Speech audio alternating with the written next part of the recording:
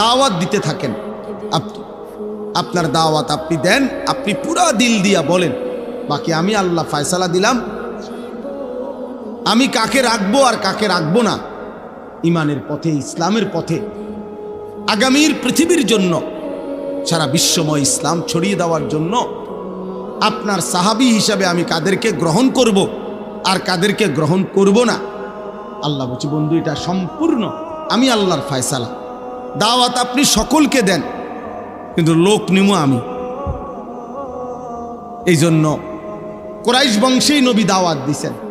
আবু জেহেল, আবু বকর দুইজনই কুরাইশ বংশ, আবু লাহাব, ওমর দুইজনই কুরাইশ বংশ, উতবা, শাইবা, ওসমান, আলী ওরা উভয়ই কুরাইশ বংশের, একই বংশে, একই মহল্লার। তো নবী সাল্লাল্লাহু আলাইহি সাল্লাম উভয়ের কাছে, সকলের কাছে কালেমার দাওয়াত দিছেন। তো আল্লাহ যেন বলছেন, বন্ধু আবু বকরকে নিলাম, আবু জেহেলকে নিলাম, ওমরকে নিলাম, আবু লাহাবকে নিলাম না, ওসমানকে নিলাম, আলীকে নিলাম, উতবা, শাইবাকে নিলাম না। তাহলে আবু বকরকে কেন নিলেন, আবু জাহেলকে কেন নিলেন না? কার ফয়সালা? আল্লাহর ফয়সালা।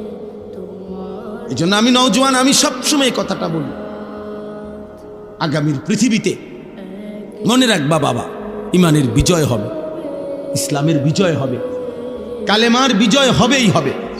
নবীজি সাল্লাল্লাহু আলাইহি ওয়াসাল্লামের অসংখ্য অগণিত ভবিষ্যৎবাণী স্পষ্ট আছে বিশুদ্ধ হাদিসে।